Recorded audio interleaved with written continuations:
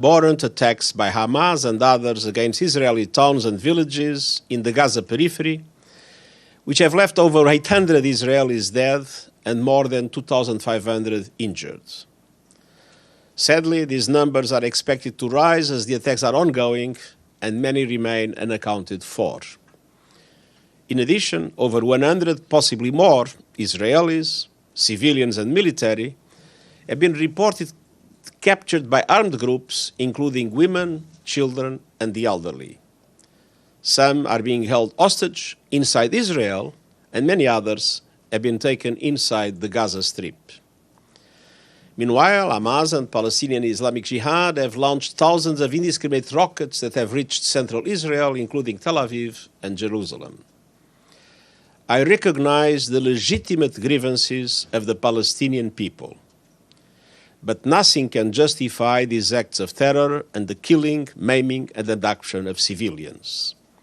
I reiterate my call to immediately cease these attacks and release all hostages. In the face of these unprecedented attacks, Israeli airstrikes have pounded Gaza. I'm deeply alarmed by reports of over 500 Palestinians, including women and children, killed in Gaza and over 3,000 injured.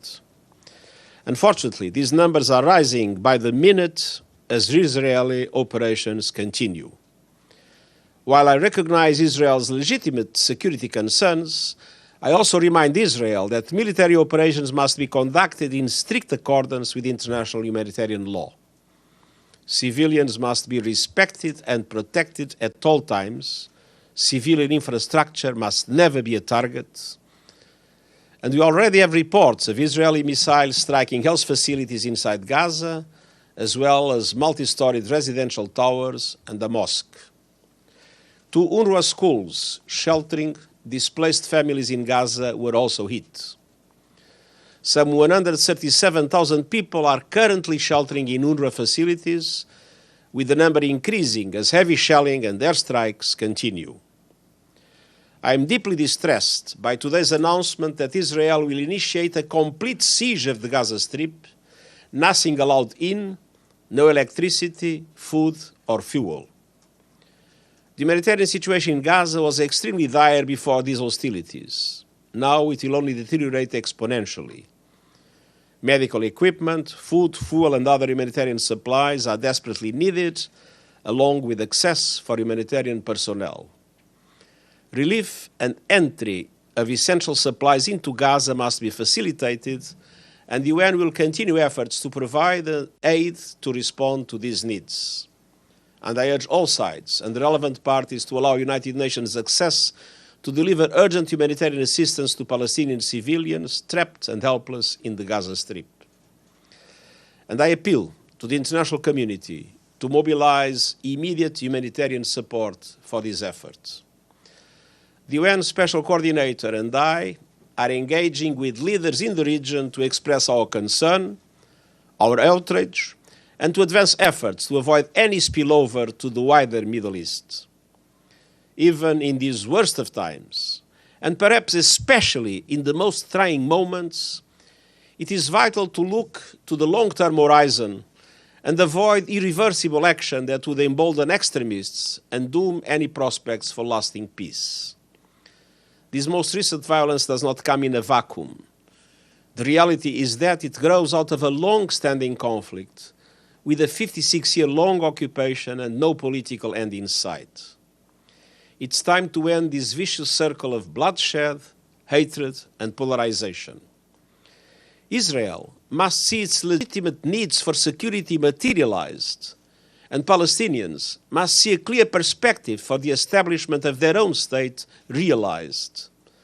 Only a negotiated peace that fulfills the legitimate national aspirations of Palestinians and Israelis, together with their security alike, the long-held vision of a two-state solution in line with United Nations resolutions, international law, and previous agreements, can bring long-term stability to the people of this land and the wider Middle East region. Thank you. Thank you, sir. Thank you very much.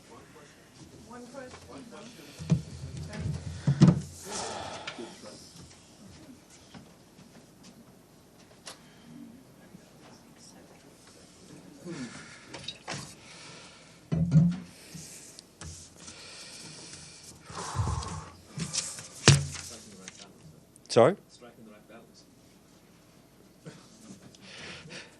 Not sure what you're saying, but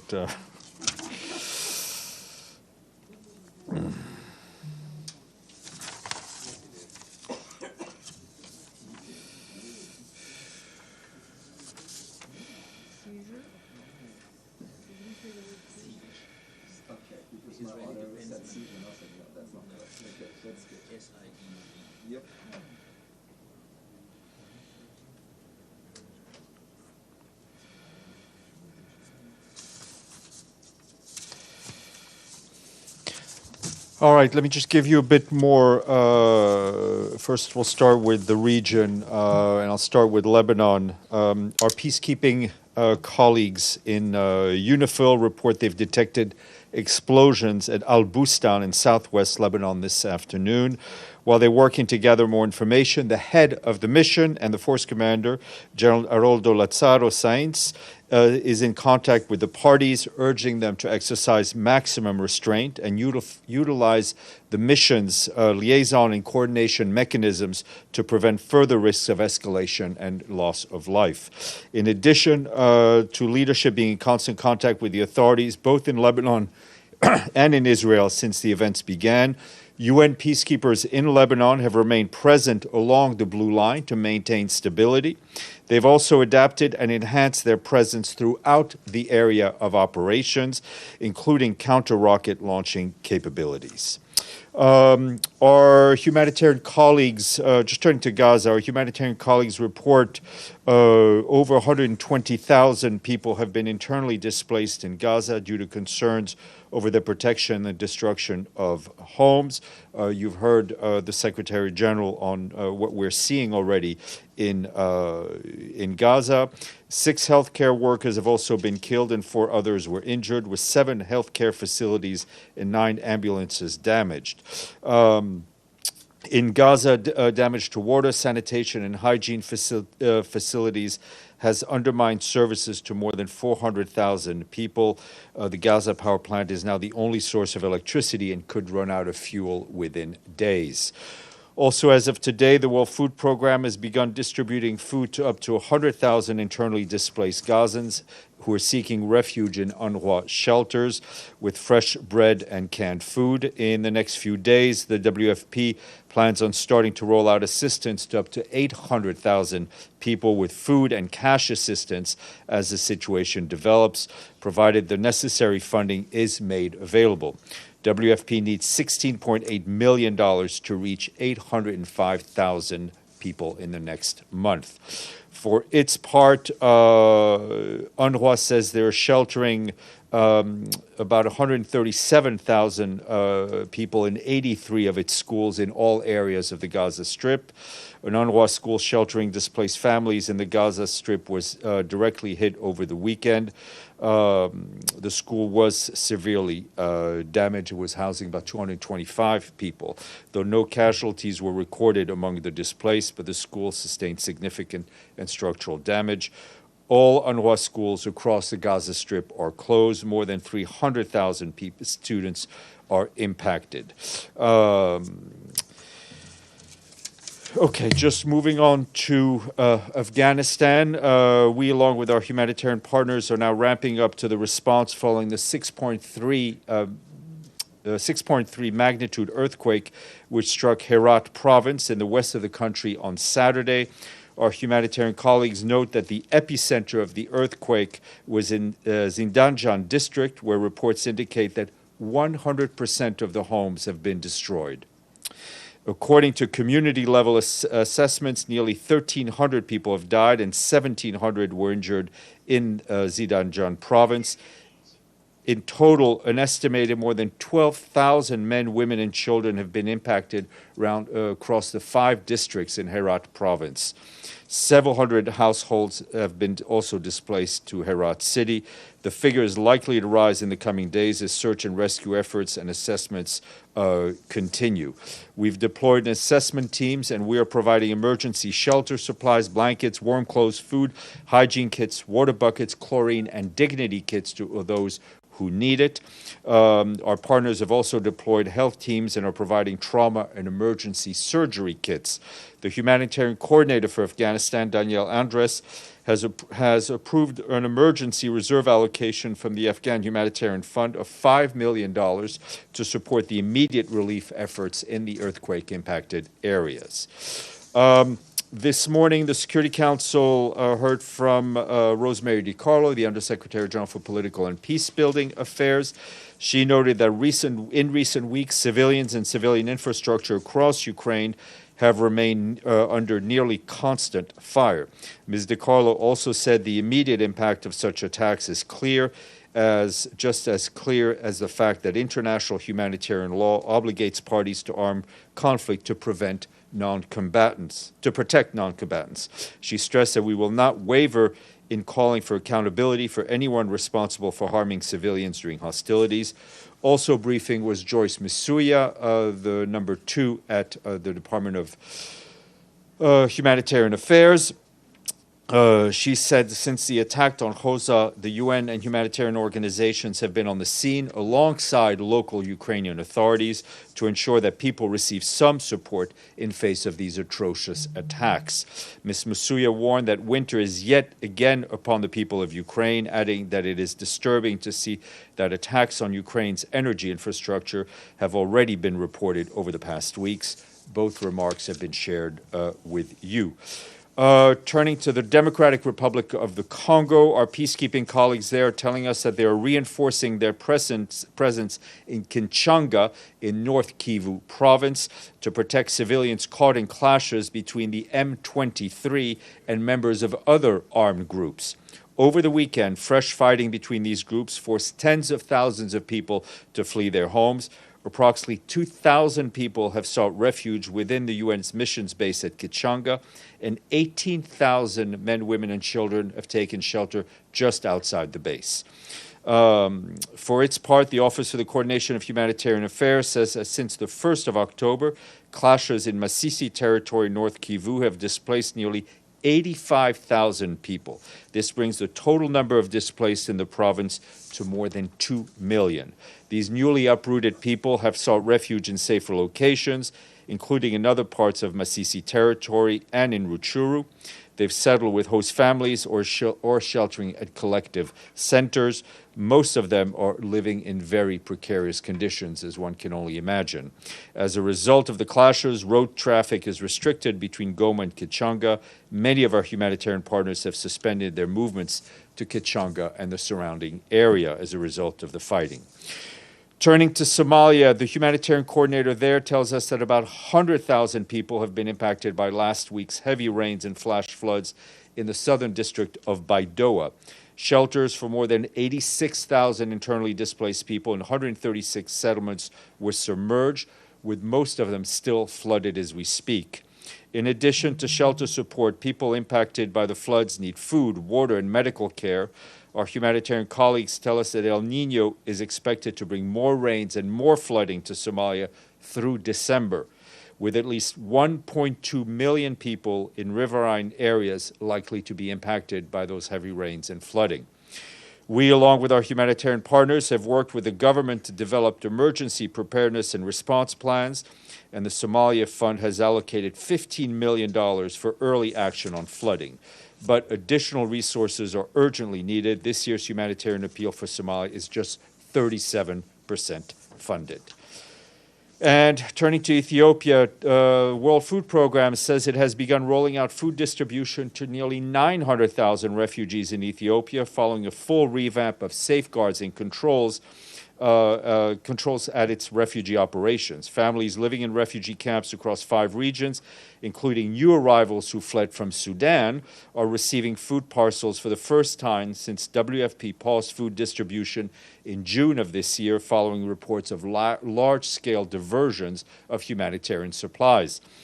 WFP said around 35,000 people who fled from Sudan to Ethiopia in the last 6 months urgently require food assistance, while Ethiopia also hosts a further 850,000 refugees, mostly from Somalia, South Sudan, and Eritrea. The resumption of food distribution for refugees follows major reforms in all camps across the country. Just a quick update from Armenia. Over the weekend, the UN Refugee Agency with other UN agencies and non-governmental organization partners have appealed for over $97 million to provide urgent humanitarian aid and protection to refugees and those generously hosting them in Armenia in support of the government-led response. The Armenia Emergency Refugee Response Plan was launched over the weekend. It covers relief efforts in a 6-month period until the end of March 2024. The joint plan aims to support 231,000 people, including 136,000 refugees and 95,000 members of local host communities. The plan takes into account the upcoming harsh winter months when critical support will be required. And yesterday, UNHCR said another 2 trucks with humanitarian aid arrived in Armenia, carrying essential items such as blankets, foldable beds, mattresses, hygiene items, solar lamps, and kitchen sets. We're almost there.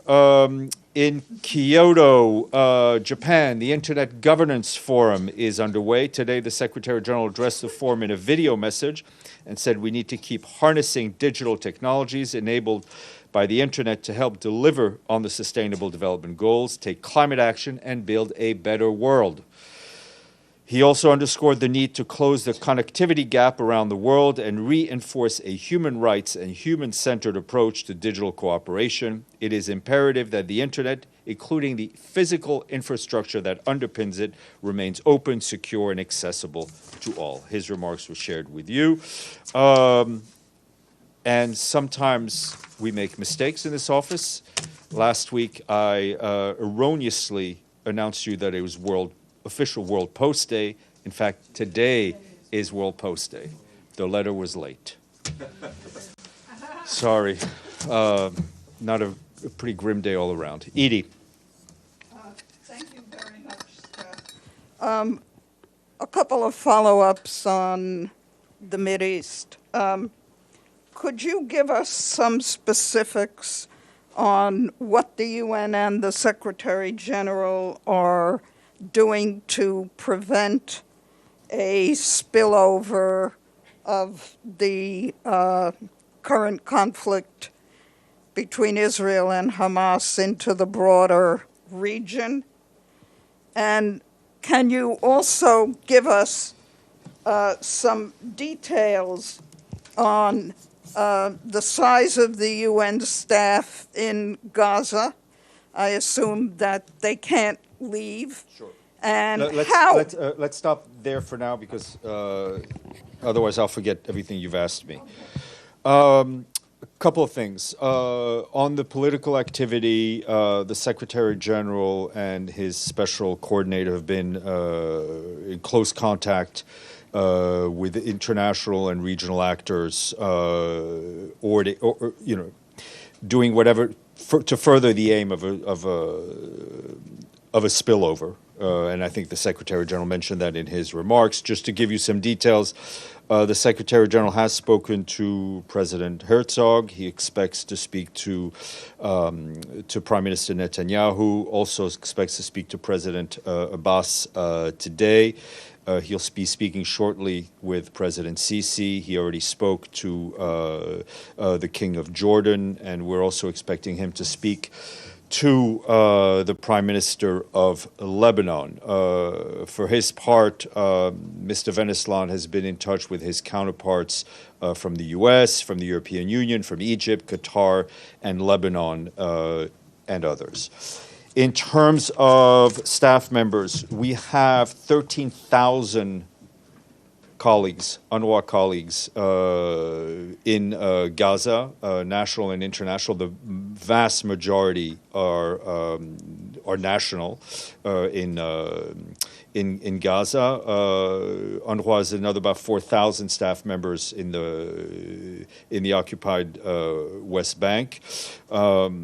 So those are plus we have, I'd say, in terms of internationals, probably about around 300 in Gaza. They are not able to.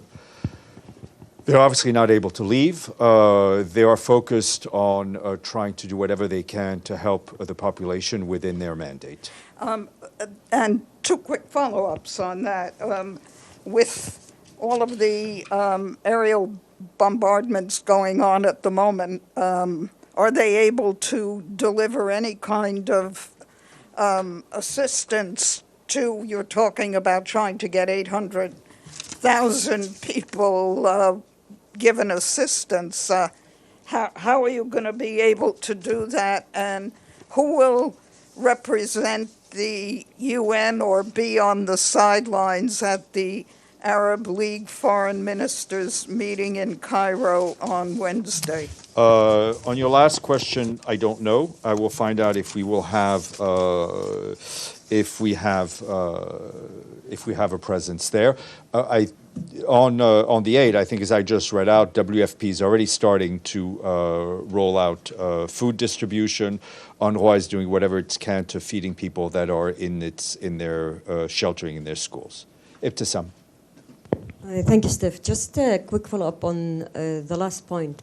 I thought the Israelis announced a total siege so that no one can get in and out. Yeah, that's what I said. Yeah, I know. Yeah, sorry. But when you say the UNRWA is starting to, or will start it's stuff that's prepositioned. We have supplies that are prepositioned. Those supplies are not endless, right? So at some point in the not too distant future, we will run out of supplies unless more supplies can come in. And my question is, for when hearing the Secretary General today, I think for a lot of Palestinians, they would say that they have the feeling that there is a double standard, the way also the UN is dealing with the Palestinian issue compared to, for example, Ukraine. And if I look at his speech, he's talking, when it comes to killed Palestinian civilians, he's talking about being alarmed. But when it comes to killed Palestinian Israeli civilians, he's condemning that. So how do you explain that? I think the Secretary General and all of us are heartbroken at the loss of any civilian life. I mean, and you can do an analysis of the terminology that has been used over the years. The loss of civilian life is exactly that, and is to be deplored. Yeah, but I mean, sorry, I have to push back, but you are not using the same words to describe the loss of civilian life, and that's a fact. That's I'm not arguing the fact. I'm just, we say what we say. As I said, we'll leave it to you to analyze. I feel I've answered the question to the best of my ability. Okay, I have a follow-up regarding the school, the UNRWA school that was attacked. Mm-hmm. If I'm remembering right, UNRWA school and UN facilities are always very well known for the Israelis. So is this also the case in this? I mean, that there are civilians there? You're very correct. There is a deconfliction process that exists. This is sadly not the first time that we're seeing that the people of Gaza are seeing this, and it's not the first time that UNRWA has had to deal with it. UN premises are indeed well known. As I said, there's a deconfliction mechanism with the Israeli authorities. We're not in a position to know whether it was targeted or if it was a mistake. What we do know is that it was hit, and that UN schools should not be hit in any way, in any manner or form. Benno, then Pam, then Deji. Thank you, Steph. Just a follow-up to Ibtisam, when you say pre-positioned, you mean inside the Gaza Strip, yes, that's exactly what I mean. And then my question is, the EU Commission announced that it would freeze all aid to Palestinians. I am not exactly sure if this also contains money for UNRWA. Do you? Well, we would very much hope that the funding for UN activities in the occupied Palestinian territory and in Gaza, including UNRWA, be protected. Does that mean you didn't get any notice so far? I think we're seeing the developments as you're seeing them. We appeal that funding for critical UN work, as I've laid it out, is protected. Pam, then Benno, then Mike. Thanks, Steph. Of the Sorry, Deji, Benno, Benny. whatever. I confuse them all the time. I know. Yeah, right. The 13,000 UNRWA staff, Yeah. right? Isn't that what you just said? Yes, ma'am. In Gaza. Indeed. And have they been asked to leave? I mean, is there I mean, the vast safety? majority are Palestinians who Palestinians. live in Gaza. It's their home as well as their workplace. Right. No one can leave. Is there any way to, I mean, are you doing anything to Well, protect? we're trying to do whatever we can to keep our people safe, and our people also doing whatever they can to help the people they are mandated to help. All right, and in terms of travel to the Middle East, needless to say, this is not the moment, but this Secretary General and previous, you were on the one that I was on with Ban Ki-moon to Khan Yunis. Is there any interest in getting to the region? I have nothing to share with you on that at this moment. Okay. Deji, and then Mike. Couple questions. First, just now the Secretary General mentioned the Hamas attack is an act of terror, so this is a terrorist attack. Is that Those correct? are the words he used, yes. Okay, so the Prime Minister of Israel, Mr. Netanyahu, said it's a war now. Does the UN think this is now a war? I think what we are extremely concerned about is a level of tension that we've not seen before, a level of violence that we have not seen before, and a risk of spillover that we have not seen before in the recent past.